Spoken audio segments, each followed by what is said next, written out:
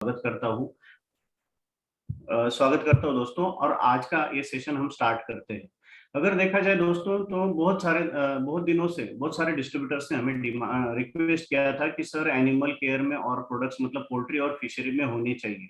तो लगभग हमारा 1-1.5 साल से रिसर्च और ऑलरेडी जो अपना सियान हेल्थ केयर है इसमें जो ग्रीनकीज और बाकी जो कंपनीज है उनके फॉर्मुलेशन बनाते देते आ रहा है। तो अपने लिए उन्होंने एक स्ट्रॉन्ग फॉर्मुलेशन जो अपने जो साइंटिस्ट है रिसर्च वर्कर है उन्होंने ढूंढ निकाला और इसके ऊपर वर्कआउट करके आज आपके सामने जो है एक्वाकल्चर और पोल्ट्री जो है इसमें प्रोडक्ट हमने लॉन्च किए हैं। तो अगर देखा जाए तो आज का जो सेशन है ये खास करके एक्वाकल्चर पे रहेगा ताकि मतलब आपको पूरा ब्रीफिंग और अच्छा नॉलेज मिले। अभी देखो दोस्तों बहुत सारे साइंटिफिक टर्म्स होते हैं। आज अपने डिस्ट्रीब्यूटर जो है अलग अलग एरिया से बिलोंग करते हैं, कुछ महाराष्ट्र से बिलोंग करते हैं, कुछ अलग अलग स्टेट से बिलोंग करते हैं जहाँ पे लैंग्वेज बैरियर आता है। तो आज मैं आपको क्या है कि हिंदी में थोड़ा सा एकदम ब्रीफिंग जो मतलब नॉर्मल जो कॉमन लैंग्वेज है उसमें समझाने की कोशिश करूंगा ताकि आपको जो है इसकी पूरी प्रॉपर क्लैरिटी आए और इसी माध्यम से आप जो है फिश फार्मर्स के पास पहुंच के उनको कन्विंस कर पाओ। तो ये जो है ये ट्रेनिंग आज जो है ये प्रोडक्ट का डिटेल ब्रीफिंग रहेगा, लेकिन आने वाले समय में इसके ऊपर मैं साइंटिफिक ट्रेनिंग देता रहूंगा ताकि मतलब इसमें और कैसे इन्हेंसमेंट रिजल्ट में आप निकाल पाओ और कैसे आप लोगों को लीडर्स लोगों को डिस्ट्रीब्यूटर लोगों को कन्विंस कर पाओ।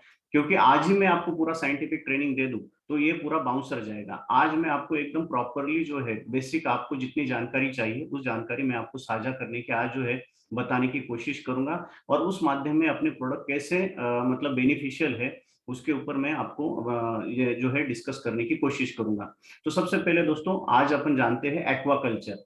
एक्वाकल्चर ये नाम क्या है और इसके पीछे क्या मतलब मंशा है, इसकी डेफिनेशन क्या है। एक्वाकल्चर मतलब दोस्तों कि जहाँ पे फिश मतलब वाटर में जो जो प्रोडक्शन होता है फिश का होता है, शेल फिश का होता है और उसके अलावा प्लांट्स मतलब जैसे सीवीड एक्सट्रैक्ट मतलब प्लांट्स और फिश और शेल फिश इनका जो भी मतलब प्रोडक्शन होता है उसको बोलते हैं एक्वाकल्चर। फिश में फिर क्रैब आ गए, प्रॉन्स आ गए, सभी चीजें आ गई।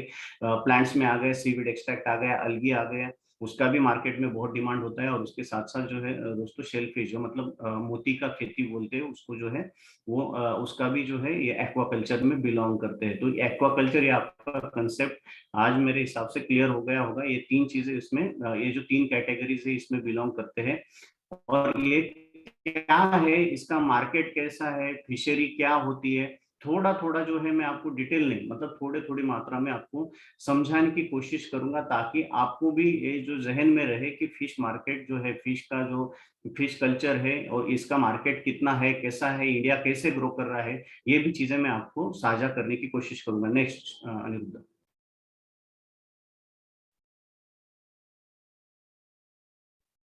देखो दोस्तों पहले थोड़ा सा मैं आपके साथ इकोनॉमिक्स मतलब थोड़ा शेयर करूंगा। ये भी मैं आपको अपना जो नॉर्मल लैंग्वेज में मैं समझाने की कोशिश करूंगा। दोस्तों देखिए कि एक्वाकल्चर का अगर इकोनॉमिक्स आज अगर देखा जाए तो वर्ल्ड में जितना मतलब डिमांड फिश का है उसमें से 50% का ही फुलफिल जो है एक्वाकल्चर के माध्यम से हो पा रहा है। और मतलब 50% की कारसिटी इतना बड़ा मार्केट ह्यूज पोटेंशियल जो है वो वर्ल्ड में है।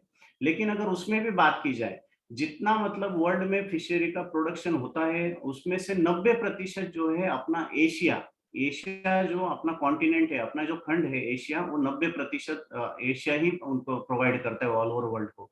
और उसमें भी अगर देखा जाए तो 90% में अगर देखा जाए चाइना और इंडिया ये लीडिंग जो है, ये दोनों कंट्रीज लीडिंग पे है। इंडिया नंबर 2 पे आता है वर्ल्ड एक्वाकल्चर। एक्वाकल्चर में मैंने तीनों पार्ट आपको बता दिए, फिशरी, शेलफिश और ये जो है अपना प्लांट्स, इसमें 2 नंबर पे आता है। और फिश प्रोडक्शन में इंडिया 3 नंबर पे वर्ल्ड में रैंक करता है। तो देखिए इंडिया मतलब कितना अग्रेसर है इन सभी फिश प्रोडक्शन और इसके मार्केट में। अगर फिश मार्केट की आज की इंडिया की बात की जाए दोस्तों तो देखिए लगभग 1232 बिलियन इतना जो है इतना मार्केट आज जो फिश कल्चर का है। जितने मतलब बहुत सारे देशों की इकोनॉमी होती है उतना जो है अपना फिश प्रोडक्शन में इंडिया परफॉर्म कर रहा है। और जिस हिसाब से लगभग 12 से 15% की हर साल ग्रोथ इंडिया ले रहा है इसमें। और अगर देखा जाए तो साइंटिस्ट और रिसर्च वर्कर का मानना है 2026 तक यही जो है इंडियन इकोनॉमी फिश कल्चर में 2243 इतनी जो है इतनी इकोनॉमी जो है आने वाले समय में फिश कल्चर में बढ़ने वाली है। और इंडिया का अगर एक्सपोर्ट की बात की जाए तो लगभग अराउंड 350 करोड़ का जो है इंडिया मतलब एक्सपोर्ट बिलियन सॉरी 350 बिलियन का जो है वो इंडिया एक्सपोर्ट कर रहा है। मेरी वॉइस क्लियर है? बहुत सारे लोग यहाँ पे चैट कर रहे हैं तो मेरी वॉइस क्लियर है तो अगर क्लियर नहीं आ रहे अनिरुद्ध तो मुझे थोड़ा सा रेज कर देना ताकि मतलब मैं उसके ऊपर ये करूँ, ठीक है? Okay sir, okay sir, yes, अभी क्लियर है। ओके, तो ये है इंडिया का इकोनॉमी जो फिश कल्चर में या एक्वा कल्चर में है। नेक्स्ट,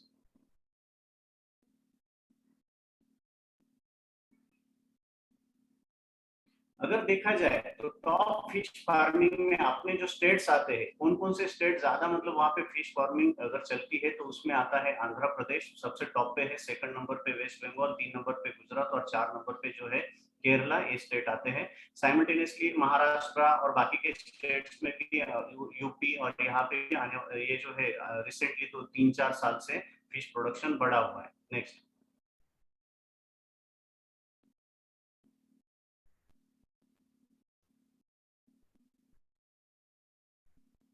अगर देखा जाए इतना फिश का इंपॉर्टेंस क्या है ये भी थोड़ा सा मैं आपको बुलेट पॉइंट्स बता देता हूँ। फिश है rich source of A protein, मतलब अगर देखा जाए चिकन और पोर्क इससे भी ज्यादा जो प्रोटीन का सोर्स सबसे बेस्ट है वो फिश है, सबसे ज्यादा होता है। उसके साथ साथ अमाइन जो ओमेगा पीएच है इसका भी रिच सोर्स होता है। कॉड लिवर ऑयल, ये जो है ये 3 घटक की वजह से फिश का इंपॉर्टेंस जो है इंटरनेशनल मार्केट और डोमेस्टिक मार्केट में ज्यादा है।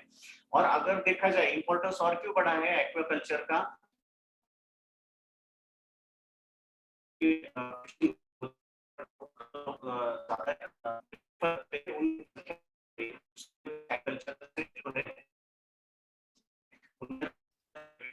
का काम शुरू हो रहा है।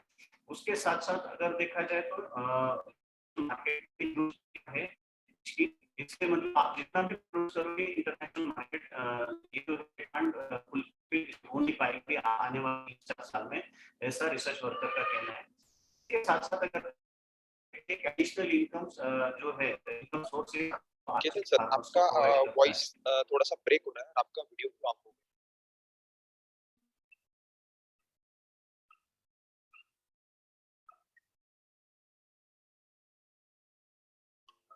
टेक्निकल डिफिकल्टी के कारण सर डिस्कनेक्ट हुए। हम लोग ट्राई करते हैं 1 से 2 मिनट में सर का फिर से कंटिन्यू।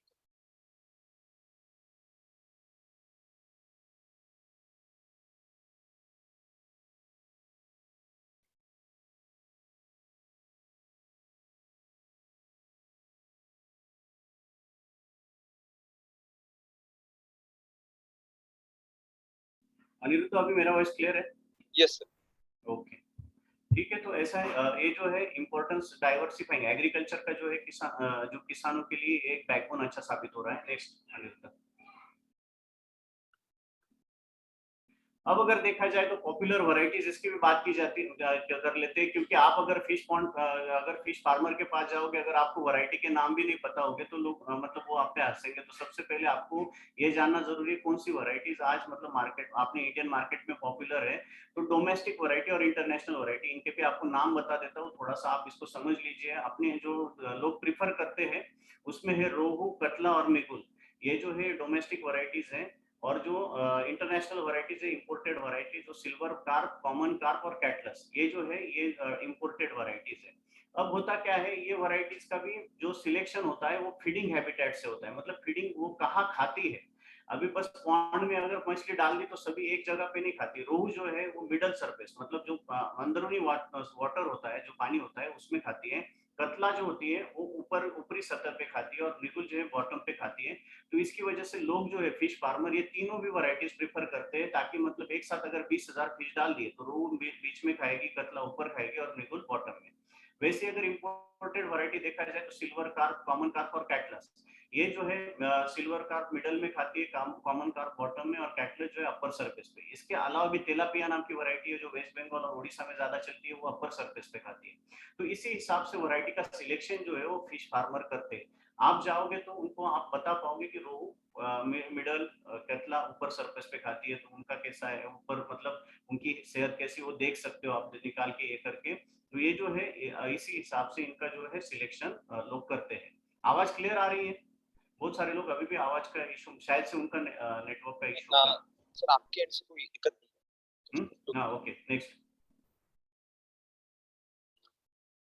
अब आते हैं कि फिश फार्मिंग के टाइप्स क्या क्या है, वो भी थोड़ा सा देख लेते हैं। दो प्रकार की फिशरी इंडियन इसमें होती है। सबसे पहले कि अगर खेती के साथ साथ या खेती के कोई भी बाय प्रोडक्ट के साथ साथ अगर फिशरी हो रही है तो इसको बोलते हैं इंटीग्रेटेड फिश फार्मिंग। अगर मतलब खेती में अगर देख लो, उड़ीसा या वेस्ट बंगाल में अगर पैडी की फसल हो, पैडी की फसल में अगर फिशरी हो रही है, पैडी मतलब जो अपना चावल धान बोलते हैं, धान की खेती में जो ये होती है खेती, उसको बोलते हैं इंटीग्रेटेड फार्मिंग। उसके साथ साथ अगर मतलब चिकन या ब्रॉयलर का जो एक्सक्रीटा आता है, मतलब उनकी जो वेस्टेज पड़ता है या एनिमल का वेस्टेज पड़ता है, उसके ऊपर फीड करने वाली फिशरी को भी इंटीग्रेटेड फिश फार्मिंग बोलते हैं। मतलब सब साइडरी किया हुआ एग्रीकल्चर के साथ उसको बोलते हैं इंटीग्रेटेड। इसका भी 50-60% जो है इंडियन में मार्केट है। उसके अलावा अगर कमर्शियल फिश फार्मिंग की बात की जाए तो स्पेशली डिजाइन, मतलब उसमें कुछ नहीं ना, बाकी कोई डिपेंडेंसी नहीं होती, बस उसका टैंक स्पेशली फिश फार्मिंग के लिए बनाए जाते हैं और उसका उसका जो है उनको स्पेशल केयर किया जाता है और उसके ऊपर जो फिश, उसको जो वो फिशरी को बोलते हैं कमर्शियल फिश फार्मिंग। नेक्स्ट दोस्तों, अगर देखा जाए तो सबसे, मैं अगर आपसे तीन चीज बोलूं, अगर मतलब आप कभी फिश फार्मर के पास जाओगे तो तीन चीजें सबसे इंपॉर्टेंट होती है। उसका सिलेक्शन ऑफ सीड, मतलब वो जो फिश के बछड़े लेता है उसका सिलेक्शन सही होना जरूरी होता है, क्योंकि वो जो मार्केट में वो प्रेजेंस है, वो वहाँ के पानी, वहाँ का क्लाइमेट और वहाँ के लोगों की पसंद, इसके ऊपर उसका फिश का जो सीड होता है उसका सिलेक्शन जरूरी होता है। दूसरा होता है उस फिश को वो क्या खाद दे रहा है या क्या न्यूट्रिएंट्स प्रोवाइड कर रहा है, ये सबसे इंपॉर्टेंट होता है। और तीसरा कंपोनेंट सबसे इंपॉर्टेंट होता है दोस्तों, जो फिश जिस पानी में रहेंगे, जिस तालाब में रहेंगे या जिस कल्चर मीडिया में रहने वाले हैं, उस मीडिया का वो केयरिंग कैसे करता है, ये सबसे इंपॉर्टेंट फैक्टर होता है। अगर वो सही नहीं रहा दोस्तों तो बहुत सारे प्रॉब्लम्स जो है वो आना शुरू होते हैं और इसकी वजह से फिश फार्मिंग आज लॉस में जा रही है। अभी लोग क्या करते हैं कि वो तालाब, आप बोलोगे तालाब का केयरिंग कैसे करना चाहिए और तालाब में क्या प्रॉब्लम आते हैं, वो आपको अपनी लैंग्वेज में जो है मैं आपको समझाने की कोशिश करता हूँ। दोस्तों, जब फिश डालते हैं, फिश डालने के बाद उनको जो खाना खिलाया जाता है या खाना डाला जाता है, उसमें से जो वो खाते हैं और जो बच जाता है वो पानी को गंदा कर देता है। पानी को गंदा करने के बाद उसमें अमोनिया, हाइड्रोजन सल्फाइड ऐसे गैसेस तैयार होते हैं और उसकी वजह से जो पानी है वो डिटोरिएट होता है। और जो खाद जो है, बचा हुआ खाद या मतलब जो फिश ने जो मतलब अध बचा जो खाना, जो एक्सक्रीटा, उनकी जो गंदगी, वो पूरा पानी को गंदा कर देती है। और उसकी वजह से जो है डीओ, मतलब अभी आपको ये टर्म हमेशा याद रखनी है कि डीओ कितना है, क्या है। डीओ बोलेंगे मतलब कोई भी आप फिश फार्मर के पास जाओगे तो ये डीओ को कितना कंट्रोल करेगा, तो डीओ मतलब डिजॉल्व ऑक्सीजन। ऑक्सीजन पानी में सब ज्यादा रहा, 21% रहा तो ही मछली अच्छे से सर्वाइव हो पाती है। तो इसलिए डीओ अच्छा रहना बहुत जरूरी होता है। तो ये क्या होता है, गंदगी ज्यादा बढ़ने से डीओ जो है वो कम हो जाता है और उसकी वजह से जो है फिश बीमार पड़ते हैं, फिश बीमार और उनको अलग मोर्टेलिटी ज्यादा हो जाती है। और ये जो प्रॉब्लम है इसकी वजह से जो है फिश फार्मिंग आज घाटे में जा रही है। और ये जो है तालाब को सही रखना, ये सबसे प्रायोरिटी होती है फिश फार्मर्स की। तो ये इसके लिए मैंने थोड़ा सा एक इंडेक्स निकाला, ये आपको ध्यान में रखना है, ये पीपीटी आपको मिल जाएगी। अगर टेम्परेचर, पानी का टेम्परेचर अलग अलग, अभी हिमाचल प्रदेश में भी होती है, इधर भी फिशरी होती है, महाराष्ट्र और साउथ में भी होती है, तो टेम्परेचर अलग अलग होता है पानी का। तो उस पानी में जो ऑक्सीजन की लेवल होती है वो मैंने दी है। अगर टेम्परेचर 5 रहा तो ऑक्सीजन लेवल वहां पे 12.8 रहती है, तो 9.1 इतना ऑक्सीजन लेवल उसको रिक्वायर होता है। तो ये जो है ये मैंने इंडेक्स दी है, ये इंडेक्स आपको मिल जाएगी। और उसमें जो है ऑक्सीजन लेवल बढ़ाने के लिए और एक पॉन्ड का केयर करने के लिए और बाकी जो है वो गंदगी साफ करने के लिए और पानी जो साफ सुथरा रह के फिश को अच्छा स्ट्रेस फ्री रखने के लिए हमने जो है आज जो है इस रेंज में प्रोडक्ट निकाले हैं। तो वो प्रोडक्ट का जो जानकारी है वो अभी मैं आपके साथ आगे साझा करूंगा। नेक्स्ट। तो दोस्तों, पहले सबसे पहले बता देता हूँ एक कि प्लांट प्लैंक्टॉन्स, अभी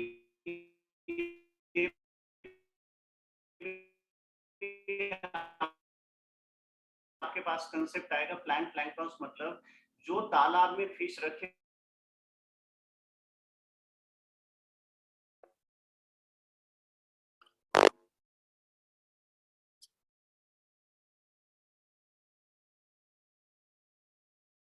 सर आपका नेटवर्क का कोई इशू है?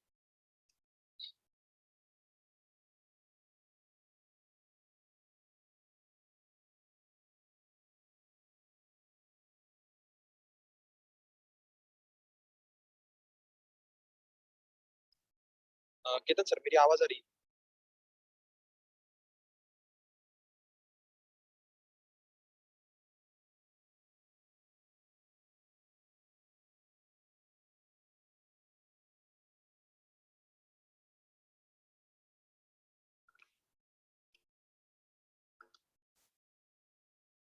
कोई टेक्निकल डिफिकल्टी के कारण केतन सर जो है वो डिस्कनेक्ट हुए। हम लोग ट्राई करते हैं 1 से 2 मिनट में फिर से उनका सिस्टम को रिज्यूम करते हैं।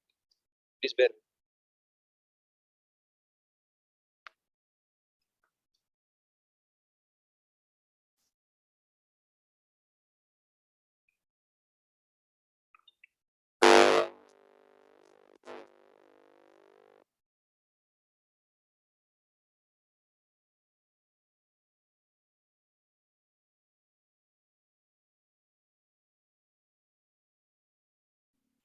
Yes sir. हेलो मेरे, हाँ, हाँ सर, आ रही शायद से कुछ नेटवर्क इशू हो रहा है। सॉरी, मैं उसके लिए मैं माफी चाहता हूँ, क्षमा चाहता हूँ। थोड़ा सा शायद कुछ इश्यूज है। ठीक है, अपन कवर करते हैं और आगे बढ़ते हैं। तो प्लांट प्लैंक्टन जो होते हैं वो मतलब जरूरी होता है कि मतलब वनस्पति बढ़े। तो उससे होता क्या है कि ऑक्सीजन भी अच्छा रहता है पानी में। तो ये वनस्पति कब बढ़ती है? जब प्लांट जो जो तालाब बनाया हुआ है वो ईस्ट वेस्ट मतलब पूर्व पश्चिम जो है उस अगर दिशा में रहा तो नीचे जो है जमीन में जो पौधे हैं उनकी ग्रोथ अच्छी होती है। तो ये जरूरी होता है। और दूसरा, अगर मतलब जहाँ पे गंदगी फैल गई तो ये जो प्लांट प्लैंक्टन से खत्म हो जाते हैं, जो समुद्री वनस्पति खत्म हो जाती है, उसकी वजह से ऑक्सीजन की मात्रा नीचे आ जाती है। तो ये बहुत जरूरी होता है कि प्लांट प्लैंक्टन नेचुरली बढ़े। ये समुद्र, ये जो तालाब की वनस्पति वो नेचुरली बढ़े ताकि मतलब तालाब अच्छा रहे, साफ सुथरा रहे और हेल्थी वहाँ पे क्लाइमेट रहे। तो ये बहुत जरूरी होता है। तो ये आपको ये बताना इसलिए जरूरी है क्योंकि आगे जो प्रोडक्ट्स अपने आएंगे तो वो प्लांट प्लैंक्टन्स की डेफिनेशन आएगी। इसलिए मैंने आपको पहले ही क्लियर कर दिया। प्लांट प्लैंक्टन्स आपको कोई भी पूछेगा तो तालाब में उगने वाली वनस्पति, और वो जो है उसके ऊपर फिश फीड करते हैं। नेक्स्ट। अब आते हैं कि अपने जो प्रोडक्ट लॉन्च किए हैं दोस्तों, ये प्रोडक्ट क्या काम करेंगे और क्या है इसका राज, जो मतलब अपन प्लॉन्ट को अच्छा अच्छा रख सकते हैं और बेहतर मतलब वहां पे क्लाइमेट प्रोवाइड कर सकते हैं। तो सबसे पहला प्रोडक्ट है दोस्तों अपना एक्वा क्लियर। एक्वा क्लियर में अगर देखा जाए तो आपको सीधा बस 4 चीजें ध्यान में रखनी है। एक यूका सिनपेरा नाम की एक वनस्पति का अर्क इसमें डाला है दोस्तों, यूका सिनपेरा। ये जो है ये वनस्पति एक एंटीऑक्सीडेंट का काम करती है। आप गूगल पे सर्च करो तो आपको पता चल जाएगा, एंटीऑक्सीडेंट का काम करती है। ये जो समुद्री जो जीव है उनको अच्छा रखने का काम करती है, हेल्थी रखने का काम करती है। स्ट्रेस फ्री, पानी को स्ट्रेस फ्री मतलब साफ सुथरा रखने का कार्य करती है। और इसकी वजह से जो है जो डिसीज है जो फिश को होने वाला है उसको भी मतलब ये रिड्यूस करने का काम करती है, डिसीज रेजिस्टेंस का भी काम करती है दोस्तों। इसके अलावा इसमें जो दूसरा घटक डाला हुआ है वो है अपना बैसिलस नाम की स्पीसीज। बैसिलस नाम की स्पीसीज क्या करती है दोस्तों, जो गंदगी तालाब में जमा हुई है उसको पूरा विघटन करके, उसको क्लियर करके उसको पानी को साफ सुथरा रखने का कार्य करती है। ये बैसिलस नाम की जो घटक है, जो जीव है, माइक्रो ऑर्गेनिज्म इसमें डाला हुआ है। दूसरा माइक्रो ऑर्गेनिज्म इसमें डाला हुआ है लैक्टोबैसिलस। लैक्टोबैसिलस क्या करता है दोस्तों, जो भी फिश खाना खाता है, खाना खाने के बाद उसका उसमें से जो खाने में से जो ये जो लैक्टोबैसिलस ये क्या करता है, खाना पचाने का, डाइजेस्टिव सिस्टम अच्छा करने का कार्य करता है। ये तीसरा जो है ये घटक इसमें डाला हुआ है। और चौथा घटक इसमें डाला हुआ है नाइट्रोजन फिक्सिंग बैक्टीरिया। ये नाइट्रोबैक्टीरिया क्या करते हैं, ये प्लांट प्लैंक्टन जो मैंने पिछले इसमें स्लाइड में आपको बताया, पौधे को जो तालाब के पौधे को उगाने के लिए जो ये नाइट्रोबैक्टीरिया अच्छा काम करता है। और इसकी वजह से प्लांट की जो फाइटोप्लैंक्टन्स की ग्रोथ जो है वो अच्छे से होती है। ये 4 इंग्रेडिएंट इसमें डाले हैं, इसकी वजह से जो बेनिफिट्स मिलने वाले हैं पॉन्ड को, ये क्या करता है, अमोनिया को इलिमिनेट कर देता है। अमोनिया वायु जो मतलब जो तालाब को ये एक्सक्रीटा और जो गंदगी हो गई उसमें अमोनिया तैयार हो जाता है, वो अमोनिया को निकाल देता है। जो मतलब पानी में गंदगी बढ़ने के बाद उसको जो फिश का जो उनको उनका जो रेस्पिरेशन है मतलब सांस लेने का सिस्टम है या खाने का सिस्टम है उसके ऊपर स्ट्रेस आ जाता है। अभी समझ लो कि अपने ऊपर यहाँ पे अगर अपन ऊपर रह रहे हैं जमीन में और वहां पे दूसरे अगर वायु आ गए तो अपने को सांस लेने में तकलीफ होती है। वैसे ही पानी में अगर गंदगी आ गई तो उसकी वजह से उनका खाना और सांस लेने में तकलीफ होती है। तो ये जो है इसको रिलीज करने के बाद इसका स्ट्रेस फ्री करने का कार्य जो है ये प्रोडक्ट अपना करता है। उसके बाद टॉक्सिक गैसेस ये बनने नहीं देता, अमोनिया और ऐसे गैसेस गंदगी साफ करके उसकी वजह से अमोनिया और हाइड्रोजन जो है वो बनने नहीं देता। उसके बाद जो है माइक्रोबायल जो है, जो गंदे बैक्टीरिया है, इसको भी रिमूव करता है, डर्ट को रिमूव करने की वजह से। उसके बाद इसका जो फीड इनटेक है, पानी क्लियर हो गया तो ऑटोमेटिकली आपको भी पता है, अगर पानी साफ सुथरा रहा तो फीड इनटेक ऑटोमेटिकली बढ़ जाता है। नीचे जो गंदगी जमा हो जाती है, जो मैंने बोला कि जो उनका खाना दिया हुआ है, या मतलब उनका जो एक्सक्रीटा है, जिनकी गंदगी है, वो नीचे बैठ जाती है। वो ज्यादा देर रहने की वजह से रोग जंतु जीवाणु फैलते हैं। तो ये जो है गंदगी पूरा क्लीन करने का कार्य ये जो है एक्वा क्लियर अपना करता है। और इसकी वजह से पानी एकदम साफ सुथरा और फ्रेश हमेशा रहेगा। जब आप इसको रेगुलरली इस्तेमाल करोगे, 15 से 20 दिन में इसको अगर आप इस्तेमाल करते हो, 2 केजी, 1 से 2 केजी पर एकड़, तो एकड़, तो इससे जो है मतलब आपका पानी हमेशा फ्रेश रहेगा, साफ सुथरा रहेगा, और इससे फिश का जो ग्रोथ है, डेवलपमेंट है, और फीड कॉस्ट रेशियो है, वो बढ़िया तरीके से आएगा। ये आपको, आप जो है फिश फार्मर को समझाओगे, उनको ऐसा डेमो दोगे, तो ये मतलब फिश फार्मर बहुत अच्छी तरह से एक्सेप्ट करने वाले हैं। नेक्स्ट।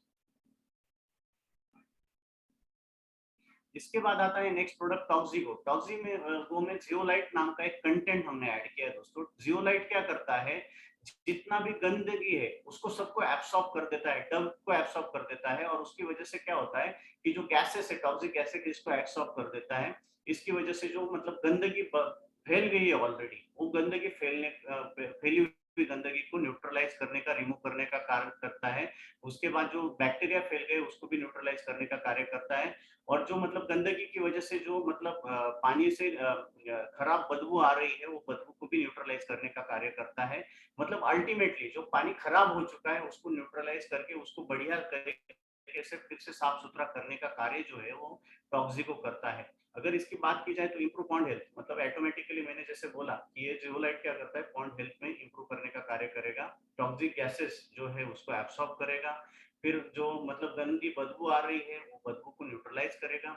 उसके बाद जो ऑक्सीजन और फाइटोप्लैंक्टन्स की जो है हेल्थ अच्छी करने का कार्य करेगा। गंदगी निकल गई तो ऑटोमेटिकली फाइटोप्लैंक्टन्स, प्लांट ग्रोथ अच्छी होने वाली है। उसके बाद जो है फ्रेश, जैसे ही मतलब गंदगी दूर हो जाएगी तो ऑटोमेटिकली इसका जो असर है वो जो प्राणी है, जो फिश है, उनके ऊपर होने वाला है। उनकी हेल्थ जो है वो अच्छी इंप्रूव होने वाली है, उनका फीड इंटेक अच्छे इंप्रूव होगा, और ultimately FCR, feed cost ratio बढ़ेगा। मतलब जो पहला प्रोडक्ट था वो आप स्टार्ट से यूटिलाइज करेंगे तो गंदगी होगी नहीं। अगर गंदगी हो गई है तो आप टॉक्सिको का इस्तेमाल करके उस गंदगी को, डर्ट को रिमूव कर सकते हो। आप दोनों प्रोडक्ट साथ में भी दे सकते हो, ताकि मतलब ये जो है जियोलाइट, ये पहले से काम करे, और आपके जो पॉन्ड गंदा हो रहा है, या वैसे कुछ कंटेंट है, जैसे तत्व है, उसको न्यूट्रलाइज करेगा। और जो ये है एक्वा क्लियर, वो जो है अपना काम करके, जैसे मैंने 4 कंटेंट बताए, उससे जो है उनकी जो फिश है उसकी सेहत अच्छी करेगा। नेक्स्ट।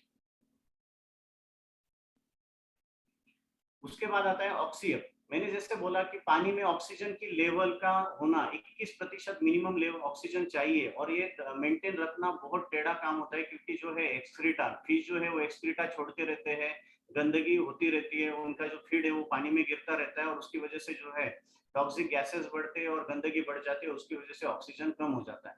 लेकिन इसमें जो है हमने सोडियम पर कार्बोनेट और उसके साथ सोडियम बोरेट ऐसे जो कंटेंट है इसमें डाले हुए हैं। ये क्या करते हैं, जो भी गंदगी है उसको एब्सॉर्ब करेंगे, टॉक्सिक गैसेस को एब्सॉर्ब करेंगे, और इसका जो ऑक्सीजन लेवल जो है ऑटोमेटिकली जो है वो बढ़ेगा। और ऑक्सीजन लेवल बढ़ने की वजह से जो है, मैंने बोला कि जो फिश है उनकी इम्यूनिटी अच्छी होगी, फिश का बीमार होना कम हो जाएगा, और उसकी वजह से जो है ऑक्सीजन अच्छा बढ़ने से फाइटोप्लैंक्टन्स भी ऑटोमेटिकली बढ़ेंगे, और टॉक्सिक गैसेज जो है वो मतलब न्यूट्रलाइज करने का काम भी ये करेगा।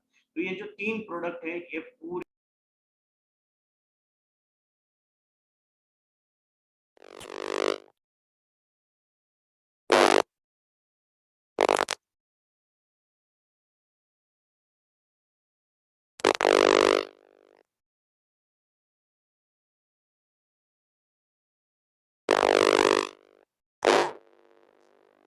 ये ना सर मेरी आवाज आ रही है? टेक्निकल डिफिकल्टी के कारण मतलब ये जो कंटेंट है उसकी वजह से जो है उसका जो फिशरी का जो ग्रोथ है वो अच्छे तरह से होता रहेगा। टॉक्सी वो जो है वो मतलब क्या करेगा, टॉक्सिन को रिलीज करेगा, और ऑक्सीजन को बढ़ाएगा। ये अल्टीमेटली इन तीनों प्रोडक्ट्स का कार्य है। उसके अलावा जो मैंने बोला प्लैंक्टन्स की अगर संख्या सही तरीके से बढ़ती है तो 25% जो है उनका खाने का स्रोत वहीं पे तैयार हो जाता है। प्लैंक्टन्स मैंने बताया है तालाब में उगने वाली वनस्पति, प्लांट फाइटोप्लैंक्टन्स है, तालाब में बनने वाले जो सूक्ष्म जीव, ये भी क्या करते हैं, जो फिश है वो खाते हैं उनको।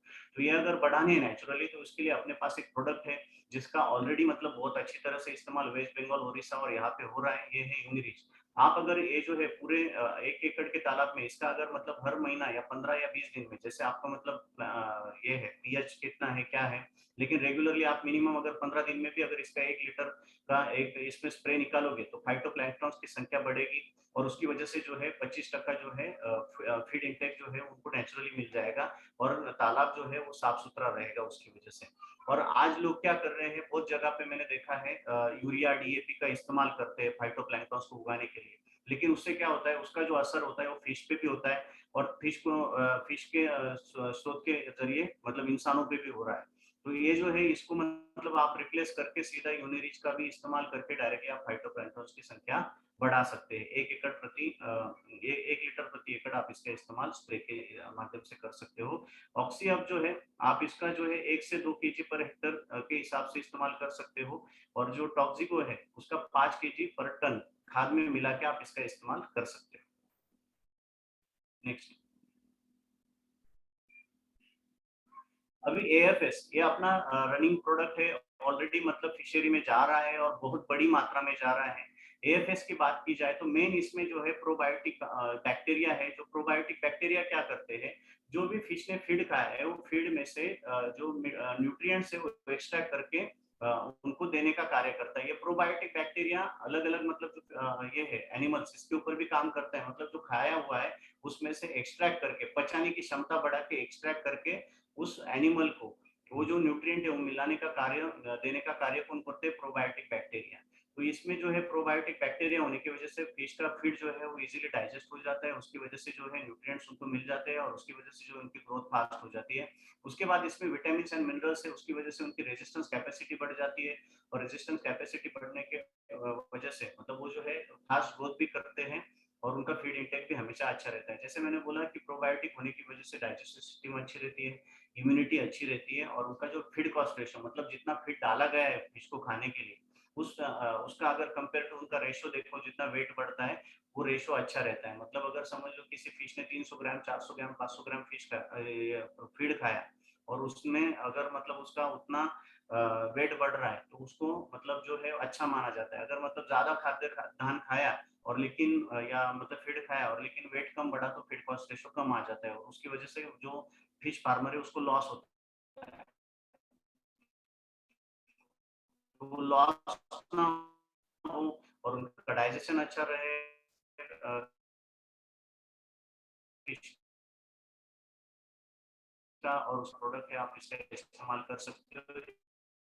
1 मिलीग्राम पर के खाद के साथ जो भी उनका है उनके साथ मिला के आप करते हो। नेक्स्ट,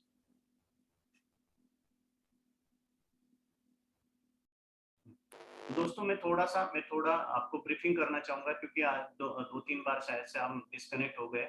सबसे पहले तो यही है कि आपको ये जो 3-4 प्रोडक्ट है मैंने बताए, जैसे मतलब एक्वा क्लियर हो गया, एक्वा क्लियर स्टार्ट से आप इस्तेमाल करोगे तो पानी साफ सुथरा रहेगा और बढ़िया ये रहेगा और उसकी वजह से जो है मतलब इसमें जो 4 कंटेंट है मैंने जो आपको बोला कि यूकासिन पेरा नाम की वनस्पति, बैसिलस और लैक्टोबैसिलस और नाइट्रोबैक्टीरिया, इनकी वजह से पॉन्ड में मतलब जो चेंजेस होंगे और उसकी वजह से जो है ये अमोनिया रिड्यूस करेगा और बाकी का ग्रोथ अच्छा करेगा, ये इसमें इसके माध्यम से आपको हो जाएगा। नेक्स्ट जो है टॉक्सिको, टॉक्सिको का मैंने जैसे बोला कि इसमें जो है ये जो कंटेंट है इसमें जो मतलब जियोलाइट नाम का कंटेंट, वो जियोलाइट क्या करता है, एब्सॉर्ब कर लेता है गैसेस को और उसकी वजह से अच्छा मतलब क्लाइमेट जो है पानी में रहता है। नेक्स्ट जो है मैंने बताया ऑक्सीअप, जो ऑक्सीजन की लेवल बढ़ाने का कार्य करता है और उसके बाद जो है यूनिरिच जो वेजिटेटिव ग्रोथ करने का कार्य करता है। ये 4 जो प्रोडक्ट है आप अगर दोगे फिश फार्मर को तो उसका पॉन्ड का जो हेल्थ है वो बढ़िया रहेगा। उसके बाद उसका जो फिश का ग्रोथ रेट है वो अच्छा रहेगा, फीड कॉस्ट रेशो अच्छा मिलेगा और जो पैदावार जो प्रोडक्शन वो मतलब कम खाद में लेना चाहता है उसी हिसाब से उसको ही मिलेगा, मोर्टेलिटी कम होगी और जो है मतलब फिश का जो सीड्स आते हैं वो अगर मतलब अगर 20,000 एक पॉन्ड में वो 1 एकड़ में डालते हैं और उसका अगर मतलब मोर्टेलिटी रेशियो कम हो गया और 1 किलो का एग भी हो गया, अगर 18,000 19,000 उसके बच गए तो भी 19 टन उसका माल निकलता है, प्रोडक्टिविटी निकलती है, उसमें उसको ज़्यादा बेनिफिट मिलता है। अगर अभी नॉर्मली देखा जाए तो उसको अभी लगभग 20 से 30% मोर्टेलिटी होती है। अगर अपन 10% 15% भी मोर्टेलिटी कम कर देती है तो इससे मतलब उसका बहुत ज़्यादा बेनिफिट होने वाला है दोस्तों।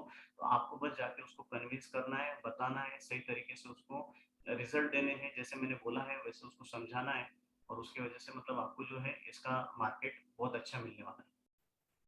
Over to you Anil. Yes sir, thank you Ketan sir. जैसे कि आपने कहा, ये जितने भी हमारे प्रोडक्ट्स है ये तो यूनिक तो है, उसके साथ इसका जो परसेंटेज डोजेस भी है, इसके जो कंटेंट वाइज है वो भी आपने यहाँ पे आज एक्सप्लेन किए, तो मैं आपको तहे दिल से धन्यवाद करना चाहूँगा।